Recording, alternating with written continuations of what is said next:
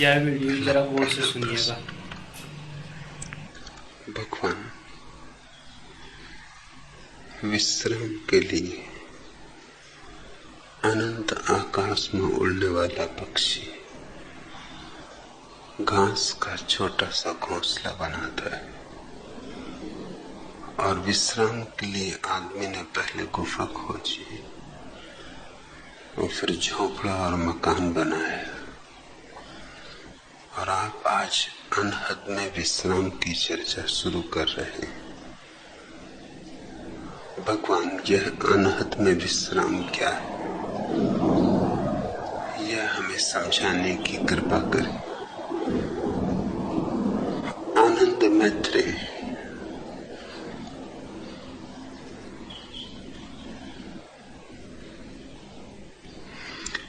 विश्राम के लिए पक्षी घोंसला बनाए, इसमें तो कुछ भी अड़चन नहीं, क्योंकि घोंसले में किया गया विश्राम आकाश में उड़ने की तैयारी का अंग है। आकाश से विरोध नहीं है घोंसले का। घोंसला सहयोगी है, परिपूरक है। सतत तो कोई आकाश में उड़ता नहीं रह सकता, देह तो थकेगी, देह को विश्राम की जरूरत भी पड़ेगी। इसलिए घोंसला शुभ है, सुंदर है, सुखद है। इतना ही स्मरण रहे कि घोंसला आकाश नहीं है, सुबह उड़ जाना है, रैन बसेरा है। लक्ष्य तो आकाश ही है, घोंसला पड़ाव है, गंतव्य, मंजिल वह तो अनंत आकाश है, वह तो सीमाओं का पार जाना है। कि जहां तक सीमा है वहां तक दुख है, सीमा ही दुख है। सीमा में होना अर्थात कारागृह में होना। जितनी सीमाएं होंगी उतना ही आदमी जंजीरों में होगा। सब सीमाएं टूट जाएं तो सब जंजीरें गिर जाएं। कारागृह से इस मुक्ति के उपाय का नाम ही धर्म है। संसार का अर्थ है कारागृह से चिपट जाना, कारागृह को पकड़ लेना, जंजीरों को आभूषण समझ लेना। तोड़ने की तो बात दूर, कोई तोड़े तो उसे तोड़ने न देना। सपनों को सत्य समझ लेना और रास्ते के पड़ावों को मंजिल मानकर रुक जाना। बस संसार का इतना ही अर्थ है। संसार न तो दुकान में है, न बाजार में, न परिवार में, न संबंधों में। संसार है इस भ्रांति में जो पड़ाव को मंजिल मान लेती है। संसार है इस अज्ञान में जो क्षण भर के विश्राम को शाश्वत आभास बना लेता है। घोंसला बनाओ, जरूर बनाओ, सुंदर बनाओ, प्रीतिकर बनाओ, तुम्हारे सृजन की छाप हो उस पर। तुम्हारे व्यक्तित्व के हस्ताक्षर हो उस पर, फिर घोंसला हो कि झोंपड़ा हो कि मकान हो कि महल हो, अपनी सृजनात्मक ऊर्जा उसमें उंडेलो, मगर एक स्मरण कभी न चूके। सतत एक ज्योति बोध के भीतर जलती रहे, यह सराहें। आज नहीं कल, कल नहीं परसों, इसे छोड़कर जाना ही पड़ेगा। तो जिसे छोड़कर जाना है उसे पकड़ना ही क्यों? रह लो, जी लो, उपयोग कर लो। आग्रह ना हो, आसक्ति ना हो। दो तरह के लोग हैं, एक हैं जो संसार में रहते हैं और संसार में गहन आसक्ति निर्मित कर लेते। दूसरे हैं जो संसार से भाग खड़े होते, जिनको हमने सदियों तक सन्यासी कहा है। थे वे केवल भगोड़े, उन्हें हमने पूजा है, उनकी हमने अर्चना की है, उनके लिए हमने दिए जलाए, धूप बारी, उनके ऊपर हमने फूल चढ़ाए, केसर छिड़की,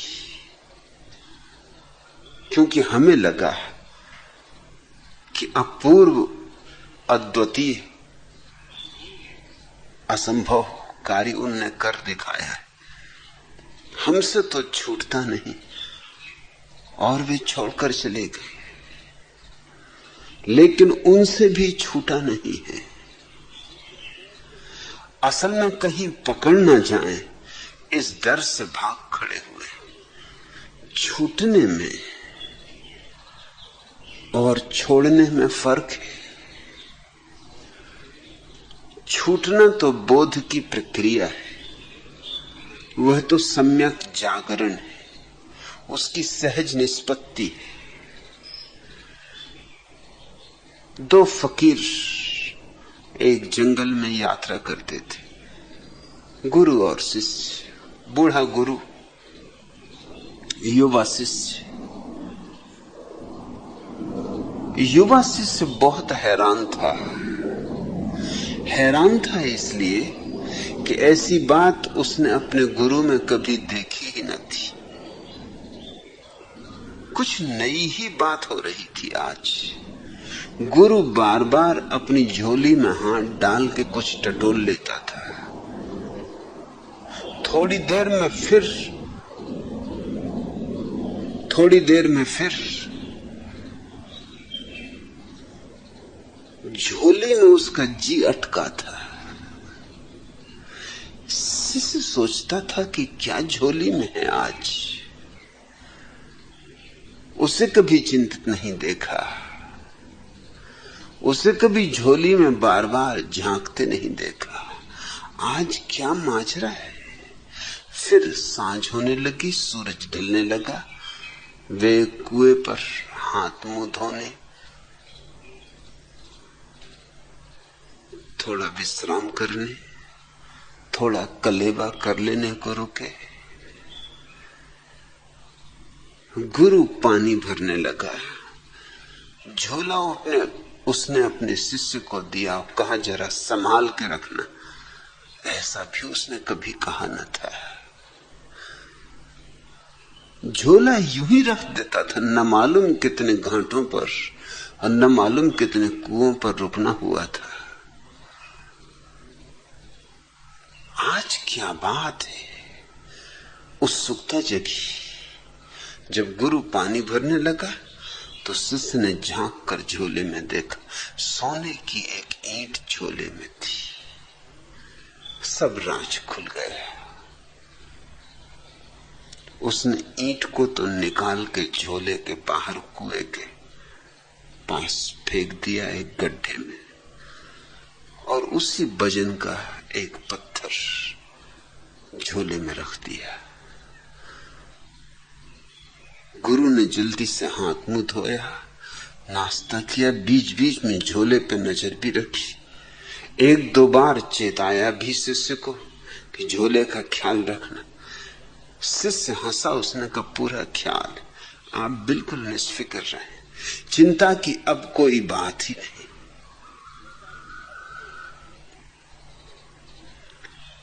जैसे ही निपटे चलने को आगे बढ़े, गुरु ने जल्दी से झोला वापस ले लिया। अक्सर तो यूं होता था कि झोला शिष्य को ही ढोना पड़ता था। आज गुरु शिष्य पर झोले का बोझ डालने को राजी न था। जल्दी से झोला अपने कंधे पे ले लिया। बाहर से ही टटोल कर देखा, वजन पूरा है, ईंट भीतर है। निश्चिंत हो चलने लगा। फिर बार बार कहने लगा, रात हुई जाती है, दूर किसी गांव का टिमटिमाता दिया भी दिखाई पड़ता नहीं। जंगल है, अंधेरा है, अमावस्या, चोर, लफंगे, लुटेरे, कोई भी दुर्घटना घट सकती है। जब भी गुरु ये कहे, शिष्य हंसे। आखिर गुरु ने 2 मील चलने के बाद पूछा कि तू हंसता क्यों है? शिष्य ने कहा, मैं इसलिए हंसता हूं कि अब आप बिल्कुल निश्चिंत हो जाएं। आपकी चिंता का कारण तो मैं कुएं के पास ही फेंक आया हूं। तब घबरा के गुरु ने झोले में हाथ डाला, देखा तो पत्थर था, सोने की ईंट तो जा चुकी थी। क्षण भर को तो सदमा लगा, छाती की धक धक रुक गई होगी, श्वास ठहरी की ठहरी रह गई होगी, लेकिन फिर बोध भी हुआ। बोध ये हुआ कि 2 मील तक झोले में तो पत्थर था, लेकिन मैं यूं मानकर चलता रहा कि सोने की ईंट, तो मोह बना रहा। जिंदगी भर भी अगर मैं ये मान के चलता रहता कि सोने की ईंट, तो मोह बना रहता। मोह ईंट में नहीं था, मेरी भ्रांति में था। मोह ईंट में होता तो इन 2 मीलों तक मोह के होने का कोई कारण न था, चिंता की कोई वजह न थी। मेरी आसक्ति मेरे भीतर थी, बाहर की ईंट में नहीं। जिंदगी भर भी आसक्त रह सकता था अगर ये भ्रांति बनी रहती कि ईंट सोने की, और तत्क्षण भ्रांति टूट गई जैसे ही जाना कि ईंट पत्थर की है। झोला वहीं गिरा दिया, खिलखिला के हंसा, वहीं बैठ रहा। कहा, अब कहां जाना है? अब गांव वगैरह खोजने की कोई जरूरत नहीं, वैसे ही बहुत थके। अब आज रात इसी वृक्ष के नीचे सो रहेंगे। शिष्य ने कहा, अंधेरा है, अमावस, चोर हैं, लुच्चे हैं, लफंगे हैं, लुटेरे। गुरु ने कहा, रहने दे, अब कुछ भेद नहीं पड़ता। अब अपने पास ईंट ही नहीं, अपने पास सोना ही नहीं, तो लूटने वाला भी क्या लूटेगा? इसे मैं छूटना कहता हूं। छोड़ा नहीं, छूटा। एक बोध जगा, एक समझ गहरी हुई, एक बात साफ हो गई कि सब उपद्रव भीतर है, बाहर नहीं। बाहर तो सिर्फ बहाने हैं, निमित्त, खूंटियां, जिन पर हम अपने भीतर के उपद्रव टांग देते। फिर धन हो, पद हो, प्रतिष्ठा हो, परिवार हो, परिजन हो, मित्र हो,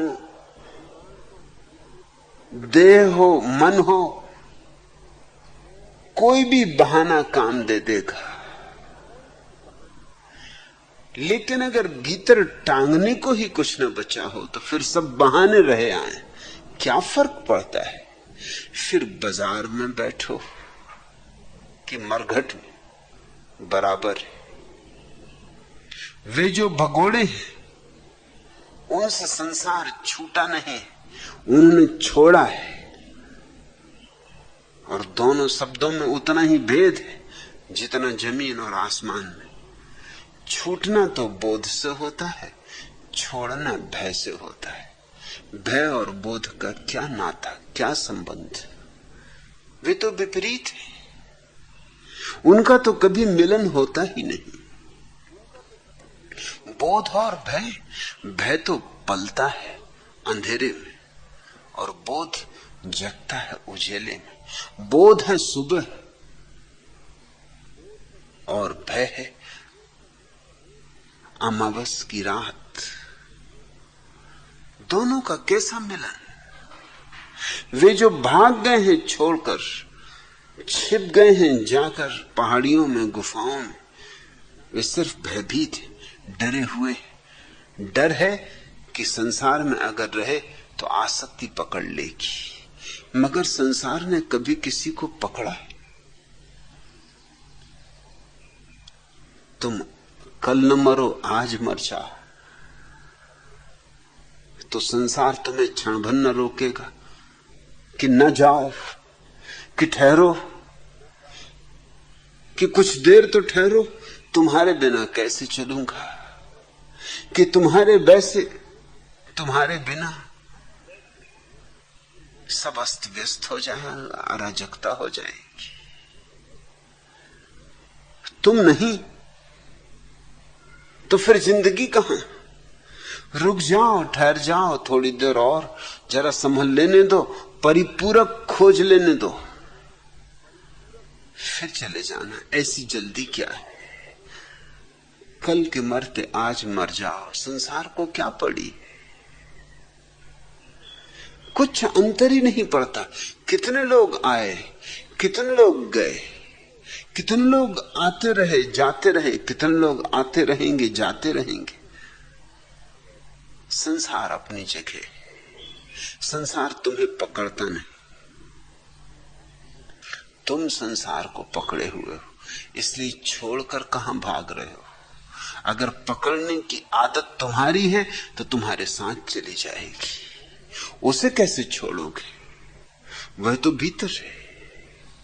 तो हो सकता है महल छोड़ दो, झोंपड़ा पकड़ लोगे, सिंहासन छोड़ दो, लंगोटी पकड़ लोगे, तिजोरियां छोड़ दो, भिक्षा पात्र पकड़ लोगे, राज्य छोड़ दो, कुछ अंतर ना पड़ेगा। एक वृक्ष के नीचे बैठ रहोगे, उस पर कब्जा कर लोगे कि ये मेरा वृक्ष, इसके नीचे कोई और अड्डा ना जमाए, किसी और की धुनी ना लगे। पकड़ोगे तुम जरूर, क्योंकि पकड़ कहीं यूं जाती है। पकड़ तो केवल समझ से जाती। इसलिए मैं अपने सन्यासी को कहता हूं, भागना मत। भागना है भय, और भय तो कायरता है, और कायर तो संसार भी नहीं पा सकता। सत्य को क्या खाक पाएगा? इसलिए मेरे मन में भगोड़ों के प्रति कोई आदर नहीं, कोई सम्मान नहीं। वे चाहे कितने ही बड़े भगोड़े रहे हो, और चाहे उन्होंने कितने ही लोगों को प्रभावित कर दिया हो। लोग तो अपने से विपरीत व्यक्ति से प्रभावित हो जाते। एक आदमी सिर के बल खड़ा हो जाए और भीड़ लग जाएगी। अब यूं सिर के बल खड़ा होना कोई बड़ी बात नहीं, कोई भी मूढ़ कर सकता है। सच तो यह सिवाय मूढ़ के और कौन करेगा? अगर परमात्मा को तुम्हें सिर के बल ही खड़ा करना था तो उसने सिर में टांगें उगा दी होती। परमात्मा शीर्षासन में बहुत उत्सुक नहीं।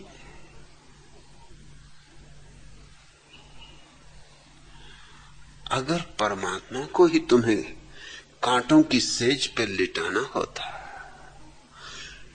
तो तुम्हारे साथ ही कांटों की सेज भेजती होती, इंतजाम कर दिया होता। उसने तुम्हारे प्रवास के लिए पूरा इंतजाम करके भेजा है। अगर परमात्मा उत्सुक होता तुम्हारे उपवासों में, तो उसने तुम्हें भूखा रखने की कला ही सिखा दी होती। अरे जो भूख दे सका, वो भूखापन नहीं दे सकता था। अगर परमात्मा उत्सुक होता कि तुम छोड़ दो परिजन, तुम छोड़ दो मित्रजन, तुम छोड़ दो परिवार, तुम छोड़ दो लोग, तो तुम्हें परिवार में और परिजनों में, मित्रों में पैदा ही क्यों करता? यूं ही जैसे आकाश से वर्षा होती, तुम भी बरस गए होते। जॉर्ज गुरजीएफ कहा करता था कि तुम्हारे महात्मा, तुम्हारे सभी महात्मा परमात्मा के दुश्मन मालूम होते। परमात्मा एक काम करता है, तुम्हारे 16 काम करने को बताते। लेकिन राज यह है कि परमात्मा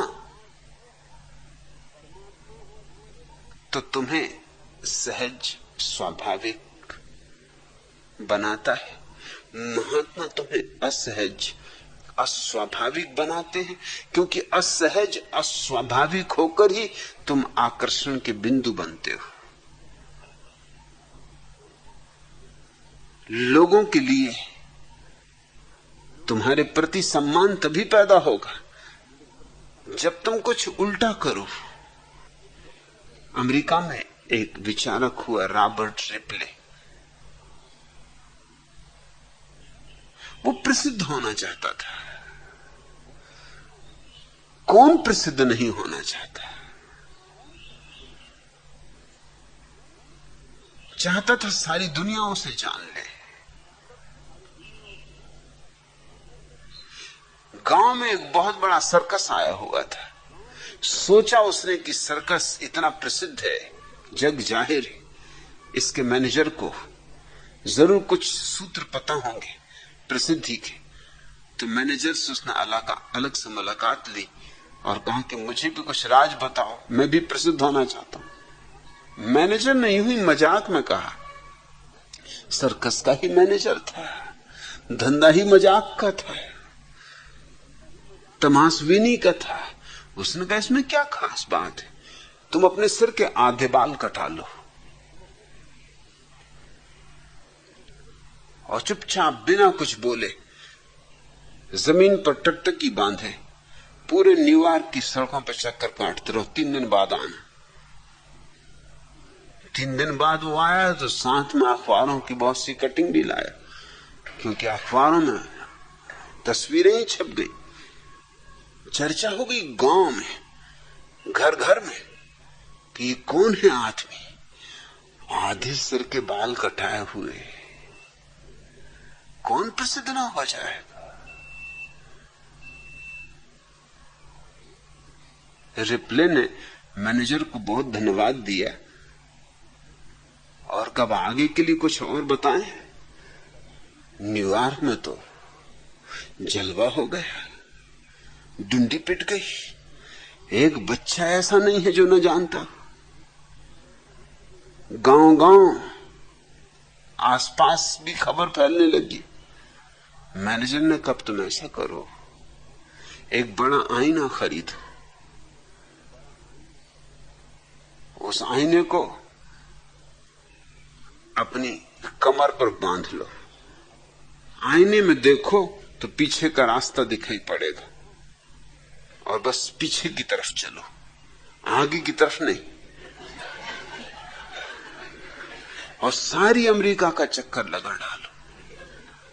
और रिप्ले ने वही किया और चक्कर पूरा होते होते अमेरिका में ही नहीं सारी दुनिया में प्रसिद्ध हो गया ये कौन आदमी। और उससे कहा तो बिल्कुल चुप रहना, बोलना है ही नहीं, जितना चुप रहेगा उतना ही अच्छा, बोले तो कहीं बात ना खुल जाए।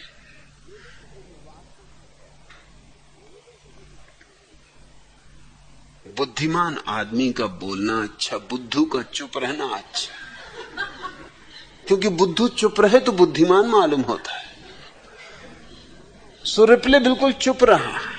लाख लोगों ने पूछा, मुस्कुराए, कुछ कहे ही ना। अरे राज की बातें कहीं कही जा सकती, शब्दातीत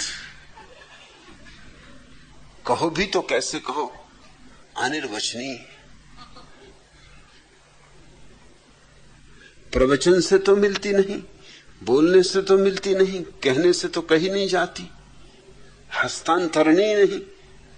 कोई जानने वाला ही जान ले तो जान ले। और मजा तो तब हुआ जब रिप्ले ने पाया कि कुछ उसके शागिर्द भी पैदा हो गए, उसके पीछे पीछे चलने लगे। उन्होंने भी छोटी छोटी व्यवस्थाएं कर ली, जिससे जैसा दर्पण बन सका ले आया। अकेला नहीं, अब रिप्ले की एक कतार चलने लगी, और वो भी सब चुप। अरे जब गुरु ही चुप तो शिष्य भी चुप।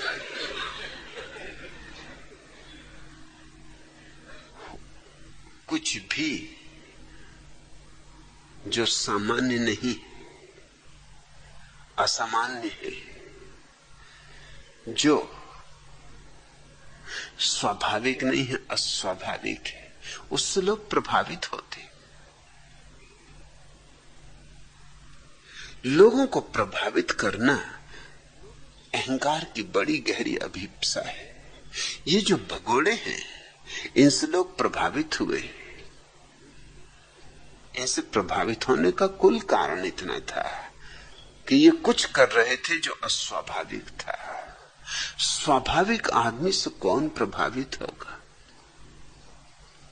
जापान का एक सम्राट सद्गुरु की तलाश कर रहा था, बहुत तलाश की, सद्गुरु न मिला सो न मिला। जो जो नाम ज्ञात थे, परिचित थे, पहचाने थे, वहां वहां गया, लेकिन तृप्ति न हुई। अपने बूढ़े वजीर से पूछा कि मैं तो युवा हूं, तुम तो बूढ़े हुए, तुम्हें तो कुछ पता होगा, कोई तो ऐसा आदमी होगा। वो बूढ़ा हंसने लगा। उसने कहा, आदमी तो है, लेकिन तुम न पहचान सकोगे, क्योंकि सच्चा सद्गुरु बिल्कुल सहज स्वाभाविक होगा। उसमें कोई सींग थोड़ी निकले होते जो तुम पहचान लोगे। तुम तलाश कर रहे हो किसी उल्टे सीधे आदमी की। लोग तो मिलेंगे बहुत उल्टे सीधे, मगर जो अभी खुद ही उल्टे सीधे हैं, वो तुम्हें क्या लाख उपाय भी करें तो मार्गदर्शन दे सकेंगे, तुम्हें भी और अस्त व्यस्त कर देंगे। तुम वैसे ही अराजक अवस्था में हो, वो तुम्हें और अराजक कर देंगे। मैं एक आदमी को जानता हूं,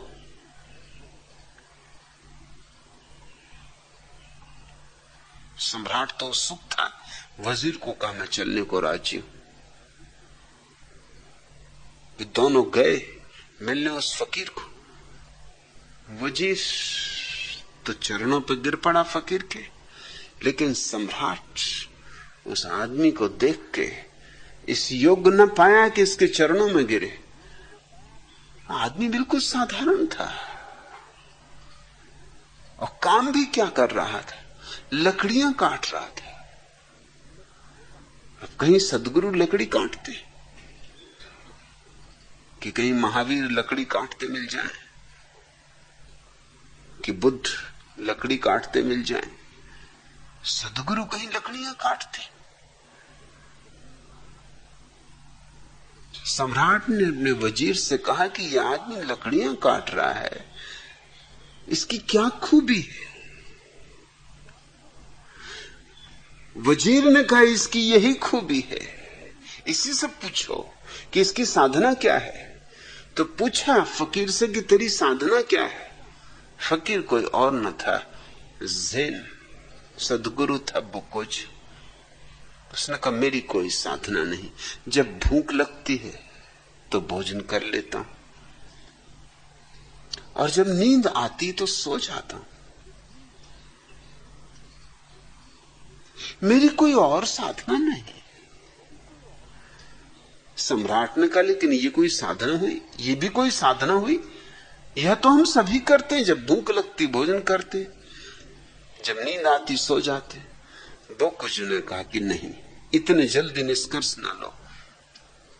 कई बार तुम्हें भूख नहीं लगती और तुम भोजन करते हो, और कई बार तुम्हें भूख लगती है और तुम भोजन नहीं करते, और कई बार तुम्हें नींद आती है और तुम सोते नहीं, और कई बार तुम्हें नींद नहीं आती और तुम सोने की चेष्टा करते हो। इतना ही नहीं, तुम जब भोजन करते हो तब और भी 1000 काम करते हो। यंत्रवत भोजन करते रहते हो और मन न मालूम किन किन लोकों में भागा रहता है। और जब तुम सोते हो तब तुम सिर्फ सोते ही नहीं, कितने कितने सपने देखते हो, कहां कहां नहीं जाते, क्या क्या नहीं करते। मन का व्यापार जारी रहता है। मैं जब भोजन करता हूं तो सिर्फ भोजन ही करता हूं, बस भोजन ही करता हूं। उस वक्त भोजन करने के सिवाय भोकुजू में और कुछ भी नहीं होता। और जब सोता हूं तो सिर्फ सोता हूं, उस समय सोने के सिवाय भोकुजू में और कुछ भी नहीं होता। और जब मुझे नींद आती तो मैं एक क्षण भी टालता नहीं, तत्क्षण सो जाता।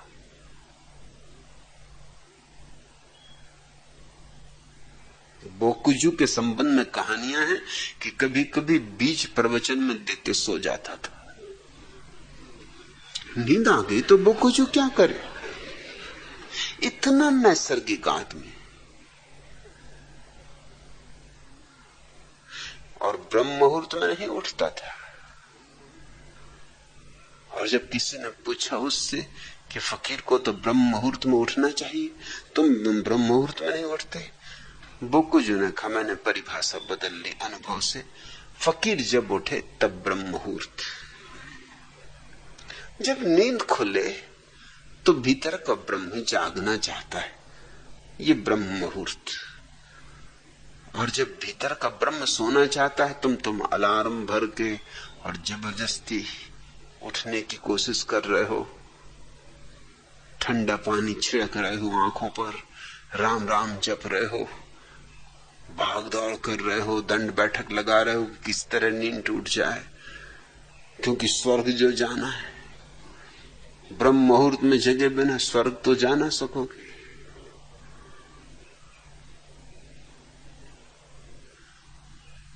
बोकुजू कहता, जब नींद खुल गई तब ब्रह्म मुहूर्त। तो कभी कभी दोपहर तक सोया रहता और कभी कभी आधी रात तक जागा रहता। जब नींद आएगी तब सोएगा, जब भूख लगी तो भोजन करेगा। कभी कभी दिन 2 दिन बीत जाते और भोजन न करता, वह उपवास न था। और कभी कभी दिन में 2 बार भोजन करता। इतना नैसर्गिक, मगर ऐसे आदमी से कौन प्रभावित हो? हम तो उल्टे सीधे लोगों से प्रभावित होते। इसलिए भगोड़ों ने मनुष्य को बहुत ज्यादा प्रभावित किया। वे हमसे उल्टे थे, और हमसे उल्टे थे इसलिए मैं तुमसे कहता हूं, हमसे जरा भी भिन्न न थे। हम जैसे ही थे, बस हम पैर के बल खड़े हैं, वो सिर के बल खड़े थे। हम सोने के पीछे दीवाने, वो डरते थे कि कहीं सोना छू ना जाए। हम स्त्रियों के पीछे भागे जा रहे हैं, वो स्त्रियों के प्रति पीठ करके भागे जा रहे थे, मगर भाग जारी थी और दोनों का केंद्र स्त्री थी। एक स्त्री की तरफ भाग रहा है, एक स्त्री से भाग रहा है, मगर दोनों की नजर स्त्री पर अटकी। एक कहता है कि स्त्री में ही स्वर्ग है और एक कहता है स्त्री नरक का द्वार है, मगर दोनों के लिए स्त्री महत्वपूर्ण है। किसी के लिए स्वर्ग का द्वार, किसी के लिए नरक का द्वार, मगर द्वार स्त्री ही है। मगर स्त्री से छुटकारा नहीं है। ऐसे न पुरुष से छुटकारा है, न धन से छुटकारा है।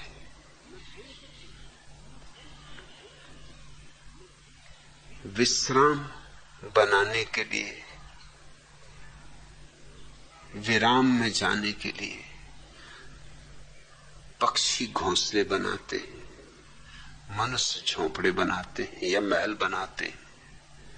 कुछ बुरा नहीं, बस इतनी ही याद रहे कि उन सीमाओं में आबद्ध ना हो जाना। वे सीमाएं तुम्हारी सीमाएं नहीं, कोई सीमा तुम्हारी सीमा नहीं। रहो जरूर, मगर अतिथि की तरह रहना, आतिथेय मत हो जाना, मेहमान की तरह रहना, मेजबान ना हो जाना। तो फिर तुम जहां हो वहीं सन्यासी हो। आनंद मैत्रेय, तुमने पूछा कि विश्राम के लिए अनंत आकाश में उड़ने वाला पक्षी घास का छोटा सा घोंसला बनाता है। वो उड़ने के लिए जरूरी है। उड़ने के लिए शक्ति संयोजित करनी होगी, जागने के लिए सोना होगा, भागने के लिए बैठना होगा।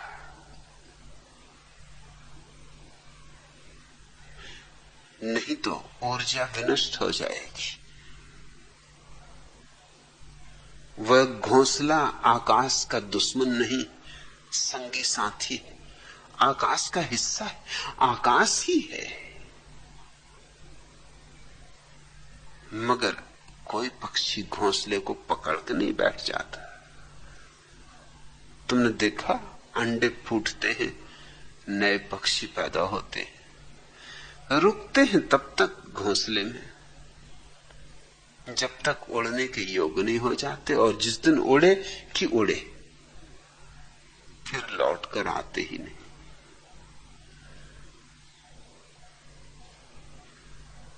फिर घोंसले बनाएंगे जब उनको खुद अंडे रखने होंगे। जरूरत है तो उपयोग करो, संसार का उपयोग करो। संसार नहीं बांधता है। संसार से भागो मत, जागो। तुम कहते हो और विश्राम के लिए आदमी ने पहले गुफा खोजी, फिर झोंपड़ा मकान बनाया, और आज आप अनहद में विश्राम की चर्चा शुरू कर रहे हैं। ये अनहद में विश्राम अंतिम विश्राम है, ये आखिरी घोंसला है। फिर उसके पार और मकान नहीं बनाने पड़ते।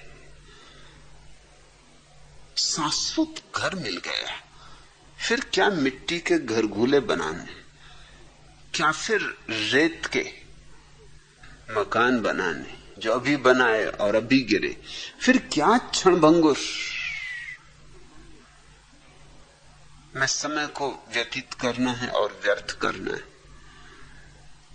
अनहद में विश्राम दरिया की इस अद्भुत सूचना का अंग है। जात हमारी ब्रह्म है, माता पिता है राम, ग्रह हमारा शून्य में, अनहद में विश्राम। इस सूत्र को समझ लो, यह सूत्र सन्यास का सार है। जात हमारी ब्रह्म है। जात का अर्थ होता है जहां से हम जन्मे, जो हमारा वास्तविक जीवन स्रोत है। इसलिए तुम्हारी जात हिंदू नहीं और मुसलमान नहीं और ईसाई नहीं, क्योंकि बच्चा जब पैदा होता है उसे पता ही नहीं होता कि हिंदू है कि ईसाई है कि मुसलमान। बच्चा जब पैदा होता है तो न तो संस्कृत बोलता है, न अरबी बोलता है, न लैटिन, न ग्रीक। मैंने सुना है एक फ्रेंच दंपति जिनके बच्चे पैदा नहीं होते थे,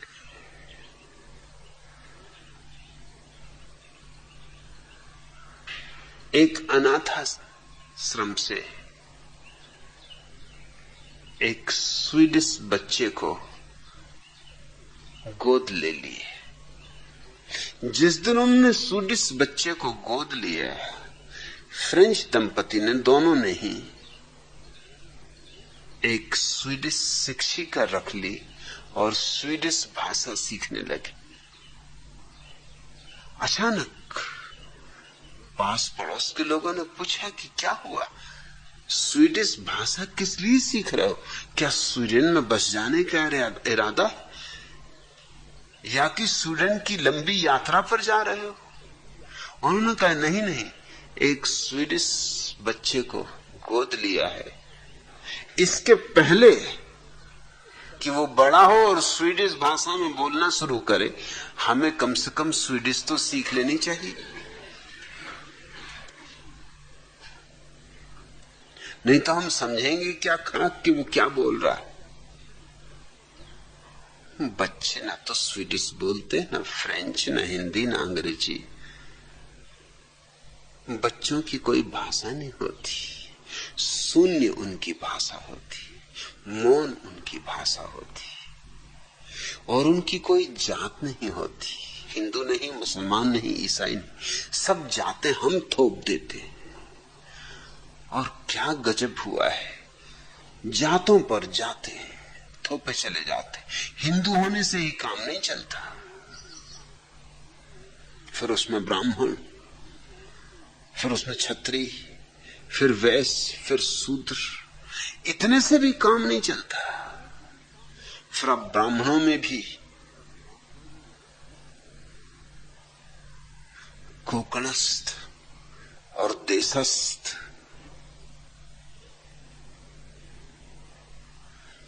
विनोबा भावे से किसी ने पूछा कि आप कोकणस्थ ब्राह्मण हैं या देशस्थ?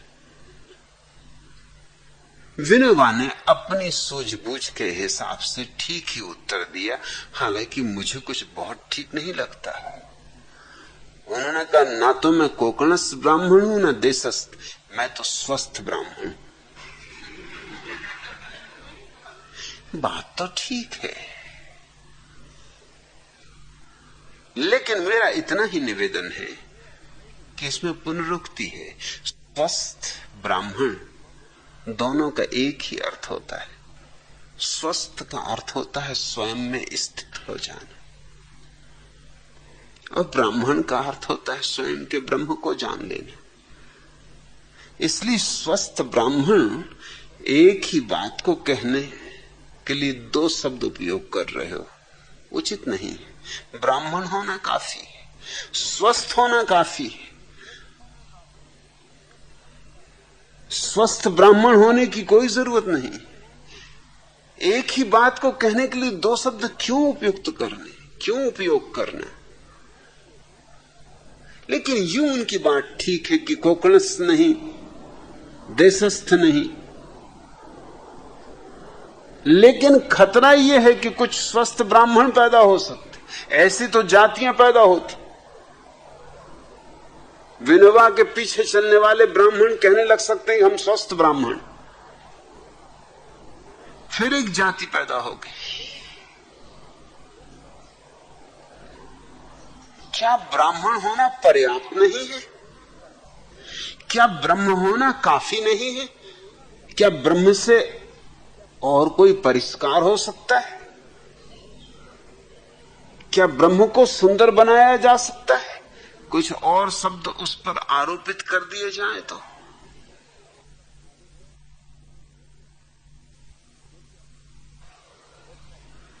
दरिया ठीक कहते हैं, जात हमारी ब्रह्म। तो न तो हम हिंदू हैं, न मुसलमान, न ईसाई, न ब्राह्मण, न शूद्र, न क्षत्रिय, न वैश्य। हम ब्रह्म से आए। ब्रह्म का अर्थ है जीवन का स्रोत, इस विराट अस्तित्व का मूल स्रोत। उस ब्रह्म से हमारा आना हुआ है और उसी में हमें लौट जाना है। और जिसने इन दोनों के बीच, आने और जाने के बीच, आवागमन के बीच उसको पहचान लिया, फिर उसका आवागमन मिट जाता है। जिसने जन्म और मृत्यु के बीच अपने भीतर के ब्रह्म को पहचान लिया, फिर उसे दोबारा आने की कोई जरूरत नहीं रह जाती।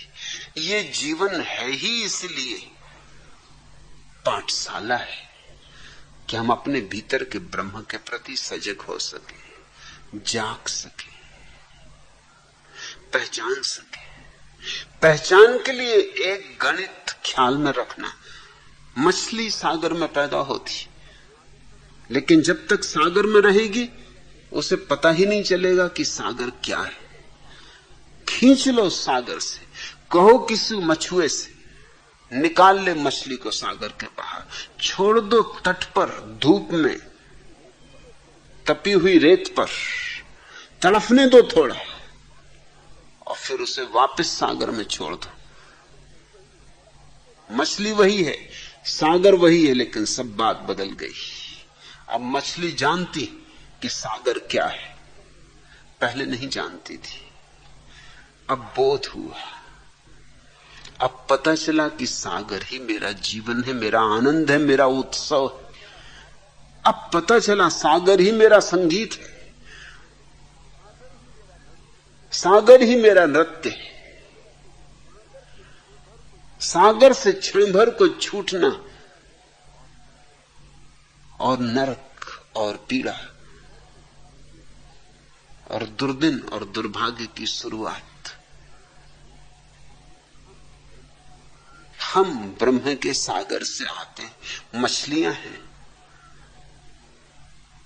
जो संसार के तट पर फेंक दी गई, जानबूझकर फेंकी गई, ताकि पाठ सीख लें।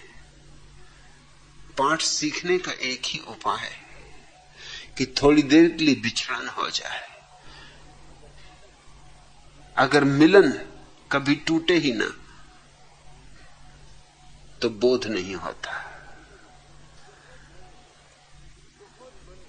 एक बहुत बड़े अमीर ने जीवन के अंतिम दिनों में तय किया कि सब मैंने पा लिया, धन, पद, प्रतिष्ठा, हीरों के ढेर लग गए, लेकिन सुख तो मैंने जाना नहीं, क्षण भर को न जाना। धन को पाने में दुख उठाया, धन पाके कुछ सुख मिलता नहीं। धन तो है लेकिन सुख कहां। और जीवन की अंतिम घड़ी पास आने लगी, सूरज ढलने लगा है। अब ढला तब ढला, ये उतरने लगा पश्चिम में सूरज, कभी भी रात आ जाएगी। इसके पहले की मौत आए, सुख को तो जानना ही है। तो उसने एक बहुत बड़ी झोली में बहुमूल्य हीरे जवारात भरे, अपने घोड़े पे सवार हुआ, बहुत फकीरों के पास गया और फकीरों से कहा ये सारा धन देने को तैयार, सुख की एक झलक दिखा दो। मगर कौन सुख की झलक दिखाए, कैसे सुख की झलक दिखाए? उत्सुक तो फकीर भी थे उसके धन को लेने में, और जो उसके धन को लेने में उत्सुक थे वे क्या खाक सुख की झलक दिखाएंगे? अभी तो उनको खुद भी झलक नहीं मिली। अभी तो वो भी सोच रहे हैं कि धन मिल जाए तो शायद झलक मिले, और आंख के होते हुए अंधे हैं। इस आदमी को धन मिल गया और धन का झोला लिए घूम रहा है कि मैं देने को तैयार हूं किसी को भी एक झलक, बस एक झलक, एक नजर भर के देख लूं सुख क्या है, कि सब निछावर कर दूंगा। फिर एक सूफी फकीर की उसको खबर मिली। लोगों ने कहा हम तो ना दे सकेंगे झलक, सच तो यह है कि तुम्हारा धन देख के हमारे भीतर तुमने लालच जगा दी, हमारी न मालूम कितने दिनों की तपस्या और साधना डगमगा दी। तुम भागो यहां से, ले जाओ अपना धन। हम पहुंचे ही जा रहे थे कि तुमने चुका दिया। तुम खुद भी चूके और हमको भी चुका दिया। हाँ, एक फकीर है वो जरा उल्टा सीधा फकीर है, शायद वही तुम्हारे काम आए। तो गया धनपति, अपने घोड़े को रोका उस फकीर के वृक्ष के नीचे, फकीर को अपनी पूरी कथा सुनाई। फकीर ने गौर से सुनी। धनपति ने अपना झोला भी खोल के दिखाया, हीरे जवारातों का ढेर था उसमें, अरबों खरबों के होंगे। फकीर ने कहा झोला बंद कर। झोला धनपति ने बंद किया। लगा कि फकीर है तो कुछ पहुंचा हुआ, और दूसरे फकीरों को तो झोले में एकदम रस आ गया था। एकदम उनकी आंखों से लार टपकने लगी थी। वो तो भूल ही गए थे इसको सुख देने की बात, वो तो खुद ही के सुख पाने की आकांक्षा में तल्लीन हो गए थे। इस फकीर ने कहा बंद कर ये कचरे को, झोला बंद कर। फिर कुछ सुख दिखाने की बात बने। धनपति ने झोला बंद किया। ये फकीर जजा, जिसने जीवन भर धन इकट्ठा किया उसको ऐसी आदमी जचता है। और जैसे उसने झोला बंद करके एक तरफ रखा, फकीर उठा और झोला लेके भाग खड़ा हुआ। एक क्षण को तो धनपति को कुछ समझ में नहीं आया कि क्या हो रहा है, किम कर्तव्य विमूढ़ खड़ा रह गया। जब होश आया तब तक तो फकीर ये गया वो गया, 9 तो 11 हो गया। उसको तो जगह परिचित थी, वो जंगल परिचित था, वो पास में ही बसा गांव परिचित था। इस धनपति को सब अपरिचित था। भागा एकदम उसके पीछे, बेतहासा भागा, घोड़े को भी छोड़ गया, भूल ही गया घोड़े की बात। चिल्लाता हुआ कि लुट गया, बर्बाद हो गया, मेरी जिंदगी भर की मेहनत पे पानी फेर दिया।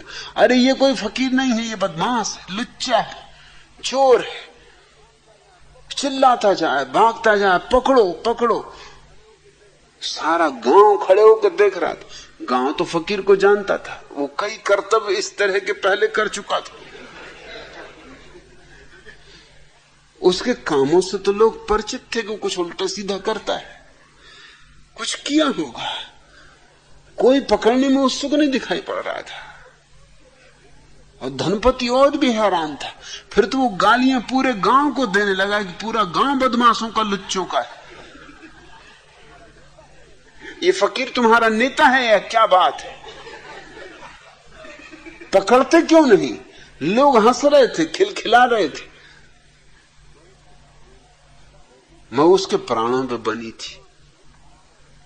हाँपता भागता फकीर का पीछा करता रहा। फकीर वापस पहुंच गया उसी झाड़ के नीचे जहां घोड़ा खड़ा था। अब भी झोले को वहीं रख दिया जहां से उठाया था, झाड़ के पीछे जाके खड़ा हो गया छिपकर। थोड़ी ही दो बाद धनपति भी हाँपता, पसीने से लथपथ, जिंदगी में कभी ऐसा दौड़ा नहीं था, मौका ही ना आया था। झोला देखा, एकदम उठा के छाती से लगा लिया और कहा कि हे परमात्मा, धन्य है तू। किन शब्दों में तेरा आभार करूं? आत्मा को ऐसी शांति मिल रही, ऐसा सुख मिल रहा, कभी नहीं मिला। फकीर बोला मिला, चलो थोड़ा दर्शन तो हुआ, झलक मिली। ये धनपति को पता नहीं था कि वो झाड़ के पीछे छिपा। फकीर बाहर आ गया, अपनी जगह बैठ गया। उसने कहा देख, तू कहता था झलक दिखा दो, दिखा दी, अब अपने घर जा, अब आगे काम तू कर। तब धनपति को बोध आया, चरणों पे गिरा, कहा कि मैं पहचाना नहीं। लुच्चा लफंगा चिल्लाया, गालियां दी, पूरे गांव को गालियां दी। अब मैं समझा कि वो गांव के लोग क्यों तुम्हें नहीं पकड़ रहे थे, वो तुम्हें जानते होंगे, मगर तुमने क्या गजब किया। फकीर ने कहा इसके सिवाय कोई रास्ता नहीं था। यही परमात्मा की विधि है और यही समस्त सद्गुरुओं की विधि है। तुमसे जब तक हटा ना लिया जाए तब तक तुम्हें पता ही नहीं चलेगा। अचानक तुम्हें सुख मिल गया। ये झोला तो तुम्हारे पास सदा से था। पहले छाती से लगा कि परमात्मा को धन्यवाद नहीं दिया, आज क्यों धन्यवाद दे रहे हो? थोड़ी देर को मछली सागर से छूट गई। ये संसार एक शिक्षण की व्यवस्था है। इसलिए जिनने तुमसे कहा संसार छोड़ दो, वो वही लोग हैं जो तुम्हारे बच्चों को समझाएं कि स्कूल छोड़ दो। भाग खड़े हो। ये स्कूल है, इसे छोड़ना नहीं है, यहां कुछ सीखना है। यहां परमात्मा से विरह हो गया हमारा। वो जो हमारा मूल स्रोत है, उद्गम है, ब्रह्म है, उससे हमारा नाता टूट गया है। इस विरह को भोगना है ताकि फिर से मिलन की संभावना बन सके। और विरह के बाद जो मिलन है उसका मजा ही और है। जात हमारी ब्रह्म है, माता पिता है राम। जात भी हमने खो दी, न मालूम क्या क्या बन के बैठ गए। जमीन पर कोई 300 धर्म है और 300 धर्मों में कम से कम 3000 छोटी छोटी जातियां, उपजातियां और न मालूम क्या क्या, कितना जाल फैला दिया है। और जिनको हम भले लोग कहें, उनके भीतर भी वही जाल है। शंकराचार्य जैसे व्यक्ति को, जिनको भारतीय सोचते हैं वेदांत की पराकाष्ठा, उनको भी एक शूद्र ने छू दिया तो वो नाराज हो गए।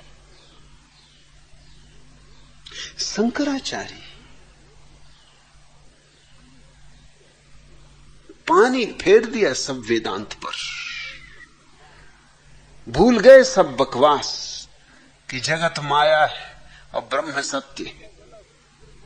तत्क्षण पता चला शूद्र सत्य है, ब्रह्म वगैरह कोई सत्य नहीं। एक शूद्र ने छू दिया। भूल गए ज्ञान, भूल गए चौकड़ी, एकदम क्रुद्ध हो गए और कहा कि मूढ़, शूद्र होकर तुझे इतनी समझ नहीं कि ब्राह्मण को छू दिया। और मैं अभी गंगा स्नान करके आ रहा हूं। स्नान करके वो चढ़ी रहे थे दशाश्वमेध की सीढ़ियां, तभी उस शूद्र ने छू दिया। सुबह सुबह का अंधेरा है, अब मुझे फिर स्नान करना पड़ेगा। उस शूद्र ने कहा स्नान आप जरूर करिए, मगर इसके पहले कि स्नान करें मेरे को सवालों का जवाब दे दें। एक तो ये कि अगर संसार माया है तो किसने किसको छुआ? अगर मैं हूं ही नहीं, अगर ये देह भ्रम है तो दो भ्रम एक दूसरे को छू सकते, और अगर छू भी ले भ्रम भ्रम को तो क्या हर्जा है? और तुम्हारा भ्रम पवित्र और मेरा भ्रम अपवित्र, कुछ तो संकोच करो, कुछ तो लाज करो, कुछ तो अपने कहे का ख्याल करो। थूके को इतनी आसानी से तो न चाटो। फिर मैं ये भी पूछता हूं कि गंगा में स्नान करने से शरीर पवित्र हुआ कि आत्मा पवित्र हुई? पानी शरीर को छुएगा कि आत्मा को? अगर शरीर पवित्र हुआ है तो शरीर क्या पवित्र हो सकता है? क्योंकि शरीर तो मिट्टी है, और तुम ही तो समझाते हो कि शरीर में कुछ भी नहीं। ये सारे महात्मा गण समझाते, खासकर स्त्रियों का शरीर, क्योंकि ये सब लिखने वाले पुरुष हैं। ये तो बड़ी कृपा है कि स्त्रियों ने शास्त्र नहीं लिखे, लिखना चाहिए उन्हें। सारे पुरुष हैं लिखने वाले, स्त्रियों को तो पढ़ने भी नहीं देते। उनके लिए तो बना दिया है कुछ अलग ही हिसाब। रामायण पढ़ो, सत्यनारायण की कथा पढ़ो, कूड़ा करकट, उपनिषद नहीं। जो कीमती है वह नहीं। क्या स्त्री बुद्धि समझेगी कीमती को? वो तो पुरुषों की बात है। पुरुष पढ़ेंगे उपनिषद और स्त्रियां बाबा तुलसीदास की चौपाइयां रटेंगी। और उन्हीं बाबा तुलसीदास की जो कह गए स्त्रियों को कि ढोल गंवार शूद्र पशु नारी, ये सब ताड़न के अधिकारी स्त्रियां इन्हीं को घोंट रही। स्त्रियों को वेद पढ़ने की मनाही और पुरुष स्त्रियों के संबंध में क्या क्या कहते रहे कि स्त्री का शरीर है क्या? मांस, मज्जा, मवाद, खून, वात, पित्त, कफ। जैसे पुरुष के शरीर में कोई हीरे जवाहरात, स्वर्ण भस्मी। ये पुरुष का शरीर आता कहां से?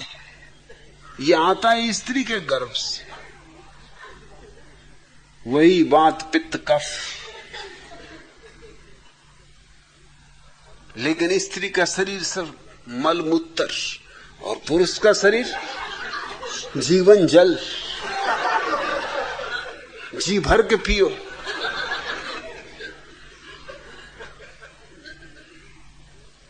ये देह तो देह है, ये क्या पवित्र होगी? और आत्मा तो पवित्र है ही, उसे कैसे पवित्र करोगे? उस शूद्र ने बड़े बहुमूल्य सवाल उठाए जो बड़े बड़े वेदांती नहीं उठा सके थे। शंकराचार्य अगर किसी व्यक्ति के सामने हतप्रभ हुए तो वह शूद्र था। मगर शंकराचार्य को भी ख्याल नहीं कि जगत को ब्रह्म कह रहे हैं, तो इसका क्या अर्थ होगा? फिर कैसा ब्राह्मण, फिर कैसा शूद्र? जातियों पे जातियां बन गई। बड़ी सेवा में रत हैं लोग, बड़े धार्मिक कार्यों में लगे, मगर मौलिक भ्रांतियां वही की वही। मदर टेरेसा को नोबेल प्राइज मिली क्योंकि उन्होंने गरीबों की बड़ी सेवा की। वह सरासर झूठ बात है, वह सिर्फ पाखंड है, ऊपरी बकवास है, भीतर बात कुछ और है। अनाथालय खोल रखे, विधवा आश्रम खोल रखे, वे तरकीबें कि कैसे स्त्रियां, कैसे अनाथ बच्चे ईसाई हो जाएं। और ईसाई ही नहीं, कैथोलिक ईसाई होने चाहिए। अभी एक प्रोटेस्टेंट परिवार ने अमेरिका से आके मदर टेरेसा से प्रार्थना की कि मैं एक बच्चे को गोद लेना चाहता हूं, हमारा कोई बच्चा नहीं। तो उन्हें फॉर्म दिया गया भरने को, जिस फॉर्म में पहली बात यह थी कि बच्चा तभी गोद मिल सकता है जब आप कैथोलिक ईसाई हो। वो प्रोटेस्टेंट परिवार तो हैरान हुआ। उसने कहा ईसाई हम भी हैं, ईसाई तुम भी हो, थोड़ा सा फर्क है कि हम प्रोटेस्टेंट हैं, तुम कैथोलिक हो। कोई भारी फर्क नहीं, वही बाइबल मानते हम, वही तुम, वही जीसस, वही हम। थोड़े कुछ दो कौड़ी के भेद। और तुम तो मनुष्य जाति की सेवा में तत्पर हो, तुम्हें क्या फर्क पड़ता है? लेकिन नहीं, प्रोटेस्टेंट परिवार को ईसाई होते हुए भी बच्चा गोद लेने का हक नहीं दिया गया।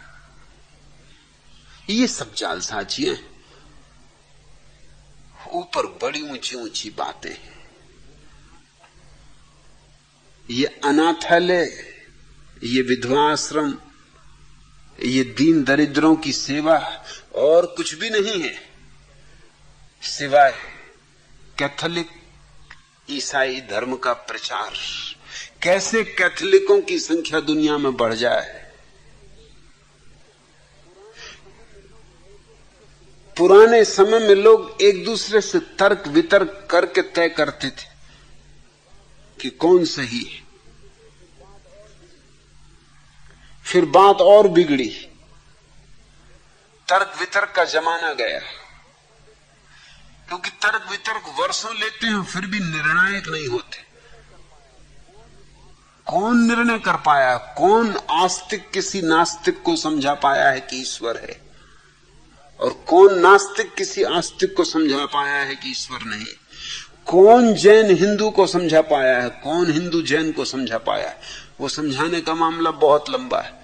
इसलिए मुसलमानों ने संक्षिप्त मार्ग लिया, तलवार।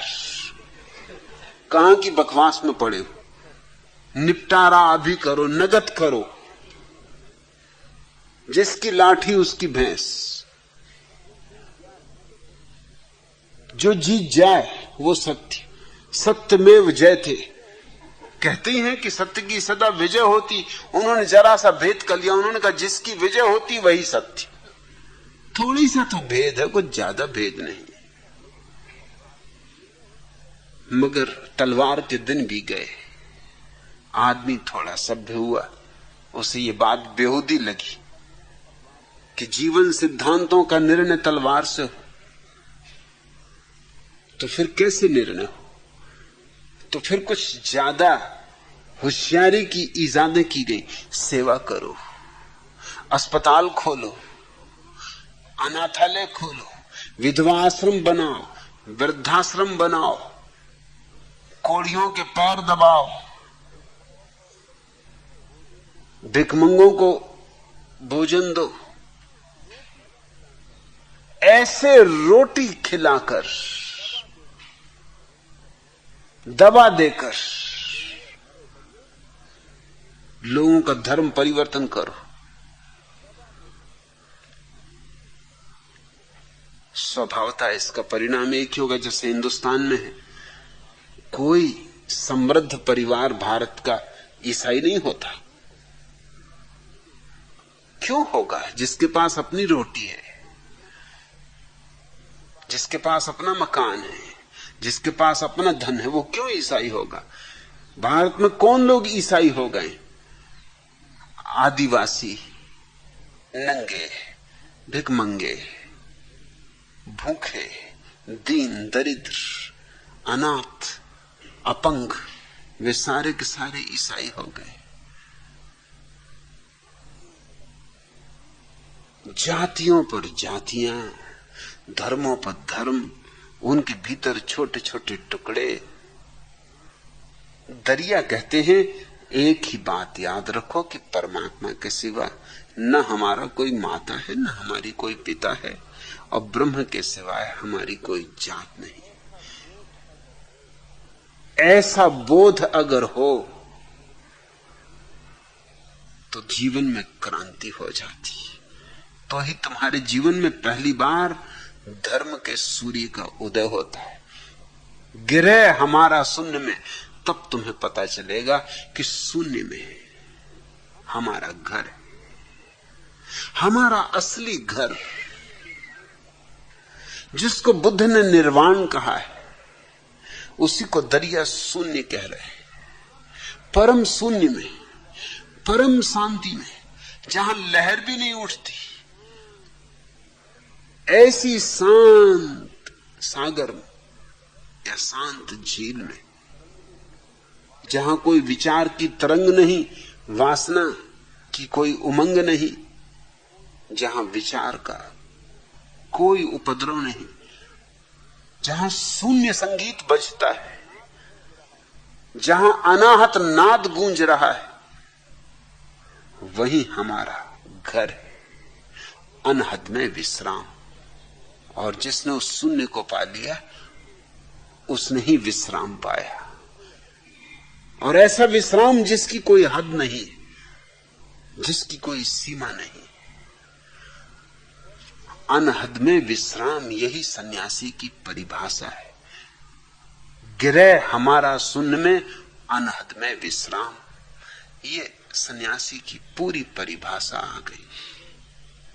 मगर इसके लिए जरूरी है कि हम जाने जात हमारी ब्रह्म है, माता पिता है राम। मैं अपने सन्यासी को ना तो ईसाई मानता हूं, ना हिंदू, न मुसलमान, न जैन, न बौद्ध। मेरा सन्यासी तो सिर्फ शून्य की खोज कर रहा है, सारी दीवारें गिरा रहा है। मेरा सन्यासी तो अनहद की तलाश में लगा है, सीमाओं का अतिक्रमण कर रहा है। घर छोड़ना नहीं है, घर में रहते ही जानना है कि घर मेरी सीमा नहीं। परिवार छोड़ना नहीं है, परिवार में रहते ही जानना है कि परिवार मेरी सीमा नहीं। बस ये बोध, इस बोध को ध्यान कहो, जागरण कहो, विवेक कहो, सुरति कहो, जो भी शब्द तुम्हें प्रीतिकर हो वह कहो, लेकिन इसे लक्ष्य समझो कि पहुंचना है शून्य में, तभी तुम्हें विश्राम मिलेगा। नहीं तो जीवन एक संताप है, एक पीड़ा है, एक विरह है, विरह की अग्नि। इसमें हम झुलसे जाते, थके जाते, टूटे जाते, बिखरे जाते, उखड़े जाते। हमारे पत्ते पत्ते कुम्हला गए, फूलों के खिलने की तो बात बहुत दूर, हमारी जड़ें सूखी जा रही। और जैसे ही किसी ने शून्य में अपनी जड़ें जमा ली, तत्क्षण हरियाली छा जाती, फूल उमग आते, वसंत आ जाता है, बहार आ जाती, फूलों में गंध आ जाती, भंवरे गीत गाने लगते, मधुमक्खियां गुंजार करने लगती। उस उत्सव की घड़ी में जानना कि जीवन कृतार्थ हुआ है। उसके पूर्व हम व्यर्थ ही जी रहे, उसके बाद ही जीना जीना है, उसके बाद ही मरना मरना है, उसके बाद जीने में भी मजा है और मरने में भी मजा है। उसके बाद जीवन भी एक धन्यवाद है और मृत्यु उसी धन्यवाद की परम ऊंचाई, परम शिखर।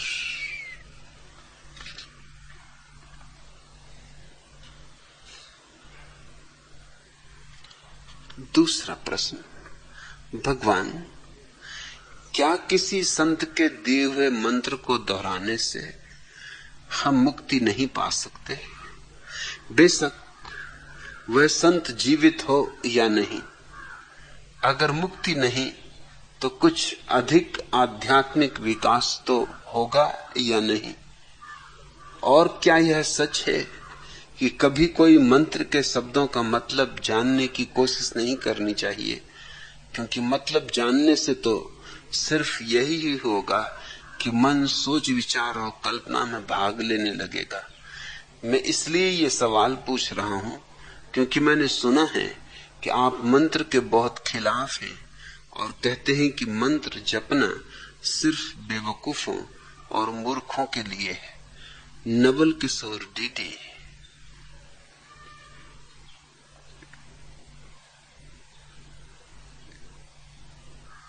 इस प्रश्न में बहुत से प्रश्न हैं, एक एक को क्रमशः लेना होगा। पहली बात, पूछा है तुमने क्या किसी संत के दिए हुए मंत्र को दोहराने से हम मुक्ति नहीं पा सकते? मुक्ति पाई नहीं जाती, मुक्ति कोई उपलब्धि नहीं, अनावरण है। मुक्ति कोई गंतव्य नहीं है, कोई दूर की मंजिल नहीं है जहां तक चल के पहुंचना है। मुक्ति हमारा स्वभाव है, जात हमारी ब्रह्म है, माता पिता है राम, गिरह हमारा शून्य में, अनहद में विश्राम। मुक्ति हमारा स्वभाव है। इसलिए मुक्ति को पाने की भाषा में मत सोचना।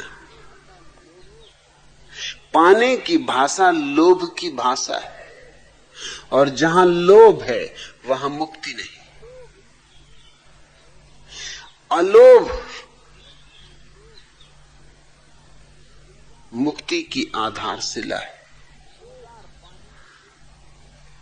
अहंकार पाने की भाषा में सोचता है, धन पालूं, पद पालूं, फिर जब इनसे ऊब जाता है और पाता है कि इन्हें पालने पर भी कुछ नहीं मिलता, तो सोचने लगता है परमात्मा को पालूं, स्वर्ग को पालूं, मोक्ष को पालूं, निर्वाण को पालूं, मुक्ति को पालूं, सत्य को पालूं। विषय तो बदल गए, धन नहीं, पद नहीं। धन की जगह ध्यान आ गया, पद की जगह परमात्मा आ गया।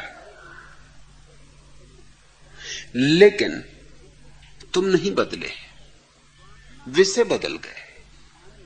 वासना तो वही की वही रही, पाने की। क्या पाना चाहते हो इससे फर्क नहीं पड़ता।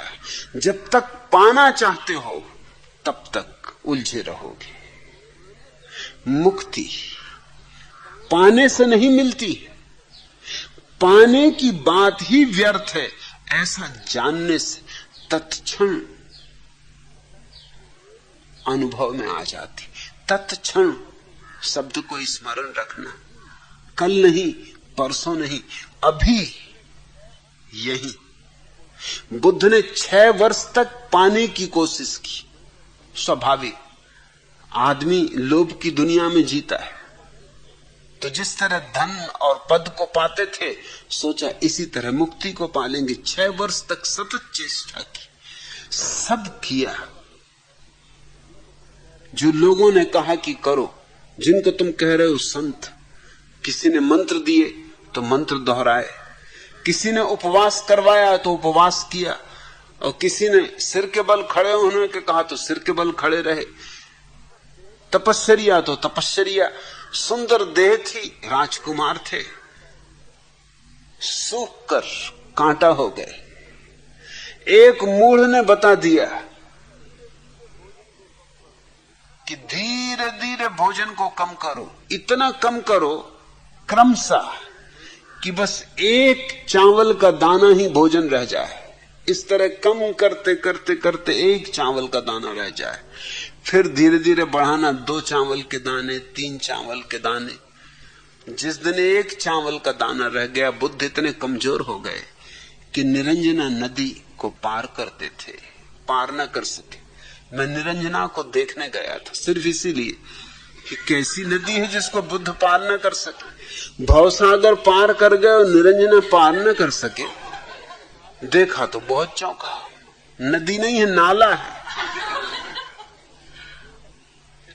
गर्मी के दिन थे, बिल्कुल सूखा था। कोई भी पार कर जाए, छोटा बच्चा पार कर जाए, कोई तैरने वगैरह की भी जरूरत नहीं थी। घुटने घुटने पानी भी नहीं था। ये बुद्ध क्यों पार नहीं कर सके? कमजोर इतने हो गए थे कि निरंजना के किनारे पर एक वृक्ष की जड़ को पकड़ के किसी तरह अपने को अटकाए रहे। जब थोड़ी सी ताकत आई तो किसी तरह सड़क के घाट पे चढ़े। उस घड़ी वृक्ष की जड़ को पकड़े हुए उन्हें ये ख्याल आया कि ये मैंने क्या किया। देह भी गमा बैठा, आत्मा तो मिली नहीं। और मैंने ये कभी सोचा ही नहीं कि देह को गमाने से आत्मा के मिलने का तर्क क्या है। निरंजना नदी तो पार नहीं कर सकता हूं, ये छोटी सी नदी, तो ये जीवन का इतना बड़ा भवसागर कैसे पार करूंगा। ये घटना बड़ी क्रांतिकारी सिद्ध हुई।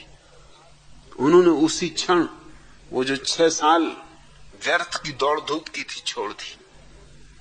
धन और पद की दौड़ तो पहले ही छोड़ चुके थे। उस संध्या मोक्ष की दौड़ भी छोड़ दी। नवल किशोर ये घटना बहुत विचारणीय है। दौड़ ही ना रही। उस सांझ जब वो सोए, पूर्णिमा की रात थी और चित्त पहली दफा अनहत के विश्राम को उपलब्ध हुआ था, क्योंकि जहां दौड़ नहीं वहां विश्राम है। चाहे शरीर से न भी दौड़ो, अगर मन से भी दौड़ रहे हो तो भी तो थकान होती, मन भी तो थकता है। अब कोई दौड़ ही ना थी, कुछ पाना ही न था, सब व्यर्थ है, कुछ भी पाना नहीं। जो है जैसा है उससे ही राजी हो रहे। इसको बुद्ध ने तथाता कहा है। जो है जैसा है ठीक है। उस संध्या तथाता के इस भाव में ही सोए। बाद में कहा कि वो पहली रात थी जब सच में मैं सोया। विश्राम परिपूर्ण था, एक सपना भी ना आया, क्योंकि जब चाह ही ना रही तो सपने कहां से आए। सपने तो चाह की ही छाया है जो नींद में पड़ती। दिन में जो चाह है, रात वही सपना है। एक सपना नहीं। और सुबह जब आंख खुली तो कहा बाद में कि ऐसा विश्राम कभी पाया ही न था। ऐसी शांति छाई थी, रोआ रोआ विराम में था, विश्राम में था। न कुछ करना था, न कहीं जाना था, न कुछ पाना था। सब मोह छूट गए, संसार के भी और परलोक के भी। और तभी देखा कि रात का आखिरी तारा डूब रहा है। जैसे जैसे वो तारा डूबा, वैसे वैसे ही भीतर अगर कोई कहीं धूमिल सी रेखा भी रह गई होगी लोभ की, वो भी विलुप्त हो गई। आखिरी तारे के डूबने के साथ ही बुद्ध को महापरिनिर्वाण उपलब्ध हुआ। अनंत में विश्राम पाया। गिरे हमारा शून्य में, शून्य में घर मिल गया। सवाल उठता है कि बुद्ध ने 6 साल की तपश्चर्या के कारण बुद्धत्व पाया या तपश्चर्या को छोड़ने के कारण बुद्धत्व पाया।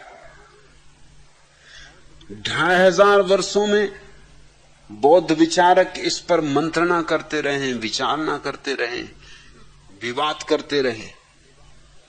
मेरे हिसाब में विवाद व्यर्थ है, दोनों ही बातें उपयोगी हैं। वो 6 वर्ष जो तपश्चर्या की थी उसका भी हाथ है, पाने में नहीं। पाया तो तपश्चर्या को छोड़कर, लेकिन तपश्चर्या का हाथ है तपश्चर्या को छुड़ाने में। तपश्चर्या करते करते एक बात दिखाई पड़ गई कि ये पागलपन है, इसमें कुछ सार नहीं। संसार तो पहले ही छूट चुका था, अब ये मोक्ष भी छूट गया, मोक्ष पाने की आकांक्षा भी छूट गई। लोभ की जो अंतिम रेखा रह गई थी वो भी विलुप्त हो गई।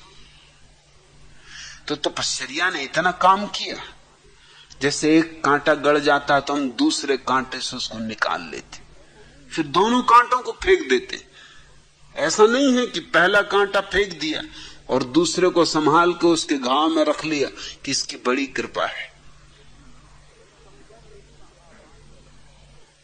किस शब्दों में इसका आभार करें। एक कांटे से दूसरा निकल गया, फिर दोनों हम फेंक देते। ऐसे ही तपस्या से एक व्यर्थ बात मन में अटकी थी कि पाने से मिलेगा परमात्मा, वो बात निकल गई। परमात्मा तो मिला ही हुआ है, दौड़ खत्म हुई, चाह मिटी कि पाया। पाया तो सदा से था ही, तुमने एक क्षण को भी परमात्मा खोया नहीं है नवल किशोर। इसलिए पहले तो ये भाषा छोड़ दो पाने की, ये लोभ की भाषा है, ये धंधे की भाषा है, ये व्यवसाय की भाषा है। दूसरी बात, तुम कहते हो किसी संत के दिए हुए मंत्र को दोहराने से। पहली तो बात, तुम कैसे जानोगे कौन संत है? अगर तुम यही पहचान लो कि कौन संत है तो तुम खुद ही संत हो गए। केवल संत ही संत को पहचान सकता है। तुम कैसे पहचानोगे कौन संत है? जिसको भीड़ संत कहती होगी उसी को तुम संत मान लोगे। और भीड़ को कुछ पता है? भीड़ तो मूढ़ों की जमात है। एक बात तो पक्की है कि जिसको भीड़ संत कहे जरा सावधान रहना, उस पे तो प्रश्नवाचक चिन्ह लगा देना, क्योंकि भीड़ उसको ही संत कहेगी जो भीड़ की अपेक्षाओं के अनुकूल पड़ता होगा। जैन दिगंबर जैन नंगे आदमी को संत कहेंगे,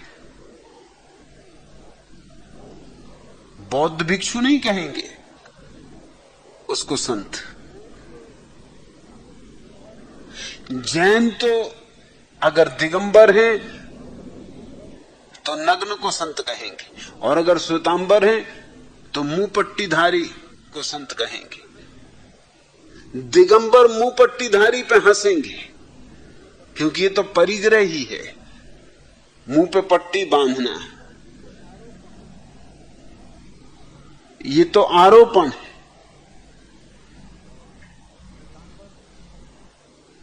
और श्वेतांबर नग्न जैन मुनि पे हंसेंगे कि ये तो अशोभन है, अशिष्ट है, अभद्र है।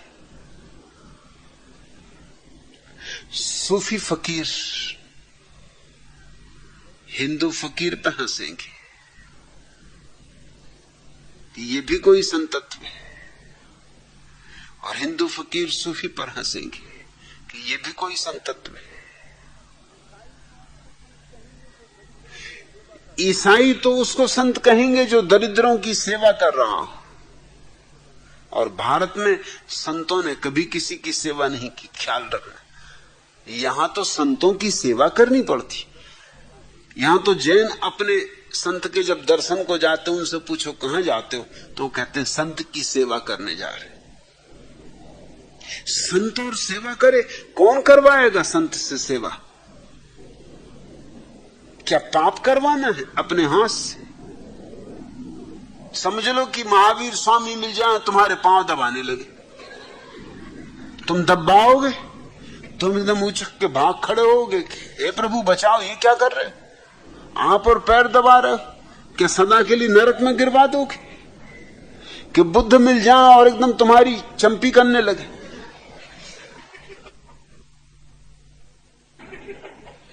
मुफ्त भी करें तो तुम कहोगे कि नहीं भैया नहीं करवाना। अरे हम आपकी चंपी करेंगे, आप हमारी चंपी करें। भगवान बुद्ध और चंपी करें? कभी नहीं, होने नहीं देंगे। लेकिन ईसाइयों की परिभाषा संत की वही है जो तुम्हारे पैर दबाए, जो तुम्हारी सेवा करे। ईसाइयों के हिसाब से जीसस संत है क्योंकि उन्होंने मनुष्य के उद्धार के लिए अपना जीवन दे दिया। महावीर क्या खाक संत? ईसाइयों के हिसाब से किया क्या मनुष्य जाति के लिए? हां, ध्यान किया तो वो तो स्वार्थ है, खुद के आनंद के लिए, महास्वार्थी। बुद्ध ने क्या किया? अपनी मुक्ति पा ली, मगर अपनी मुक्ति पानी परार्थ तो नहीं। परार्थ तो किया जीसस ने, सूली पे लटक गए, अपने जान गंवा दी मनुष्य के उद्धार के लिए। ये दूसरी बात है कि उद्धार हुआ कि नहीं, अभी तक हुआ तो नहीं। किसी के सूले पे लटकने से किसी का क्या उद्धार होना।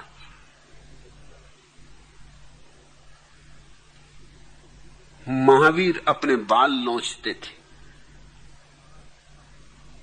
केस लुंज करते थे, और बौद्ध भिक्षु हंसते थे कि ये पागलपन। और बौद्ध भिक्षुओं की बात में भी अर्थ है, क्योंकि अक्सर स्त्रियां जब पगलाती हैं तो बाल खींचती। तुमने देखे होगा कि स्त्री रूठ जाती एकदम बाल नोचने लगती।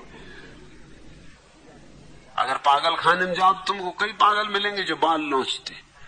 बाल नोचना कुछ पागलपन का हिस्सा है। तो बौद्धों को तो लगा कि महावीर का दिमाग कुछ खराब, बाल नोचना। लेकिन महावीर को मानने वाला मानता है कि महावीर का त्याग परम है। वो उस तरह का भी उपयोग नहीं करते। अभी ये क्या उस तरह को रखे फिरना, उस तरह वैसे भी घातक। कहीं किसी पे गुस्सा आ जाए और गर्दन काट दो, या खुद ही पे निराशा आ जाए और गर्दन काट लो। फिर दूसरी बात ये कि उस तरह पे निर्भर होना, वस्तु पे निर्भर होना। महावीर तो वस्तु मुक्त है, वो तो किसी तरह की पर निर्भरता नहीं मानते। अब किसी नाई से जाके बाल बनवाना, वो भी जस्ता नहीं। उसका मतलब हुआ कि नाई पे निर्भर हो गए। मोक्ष में पता नहीं नाई मिलते हैं कि नहीं मिलते।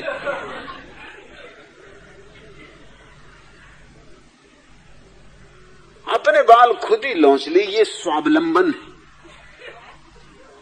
है तो स्वावलंबन साफ लगता है। तुम किसको संत कहते हो? संत की तुम्हारी परिभाषा क्या है? परिभाषा तुमने पाई कहां से? तुम्हारे आसपास जो भीड़ होगी वही तुम्हें परिभाषा दे देती कि इस तरह का आदमी संत होता है। एक बार भोजन करता हो तो संत, इस तरह बैठता हो, इस तरह उठता हो तो संत। भीड़ की अपेक्षाएं जो पूरी करता वो उस भीड़ के लिए संत। नवल किशोर, तुम कहते हो क्या किसी संत के दिए हुए मंत्र को दोहराने से और संत और मंत्र देगा? असंभव। क्योंकि मंत्र शब्द बनता है उसी धातु से जिससे मन बनता है। मन तो मंत्र से ही बनता है। मन का काम ही क्या है? तुमने कभी ख्याल किया? मन का काम है सलाह देना, ऐसा करो, वैसा मत करना। इसलिए तो हम सलाहकार को मंत्री कहते। सलाह देता है कि ये करो, वो करो। मन जो है वो मंत्री है, वो सलाहकार है। मन और मंत्र संयुक्त है। मंत्र यूं समझो कि ईंट है, उसी की ईंटों से बना हुआ मन। मन से मुक्त होना है, इसलिए मंत्र के द्वारा तो कोई मन से मुक्त नहीं हो सकता। मन का तो उपयोग मंत्र से ही करना होगा। अगर तुम बैठ के राम राम जपोगे तो जपोगे किससे? मन से ही जपोगे। और अगर मन का ही अभ्यास कर रहे हो, मन की ही दंड बैठक लग रही, तुम राम राम राम राम किए जा रहा है, ये मंत्र की ही दंड बैठक। इससे तो मन और मजबूत होगा। मन से मन मजबूत होता है, और जितना मन मजबूत होता है उतना ही तुम्हारे और तुम्हारी आत्मा के बीच बाधा खड़ी होती। इसलिए कोई संत मंत्र नहीं देगा। संत तो तुम्हारे मंत्र को ही छीन लेगा और तुम्हारे मन को भी छीन लेगा। संत तो तुम्हें रास्ता बताएगा मन के पार जाने का। हाँ, अगर तुम्हें मन की शक्तियों को बढ़ाना है आध्यात्मिक शक्तियों का नाम मत लेना। अगर मन की शक्तियों को बढ़ाना है तो मंत्र उपयोगी है। मंत्र के प्रयोग से मन की शक्तियां बढ़ जाएंगी, मगर मन की शक्तियों को बढ़ा के भी क्या करोगे? समझ लो कि पानी पे भी चलने लगे तो फायदा क्या है?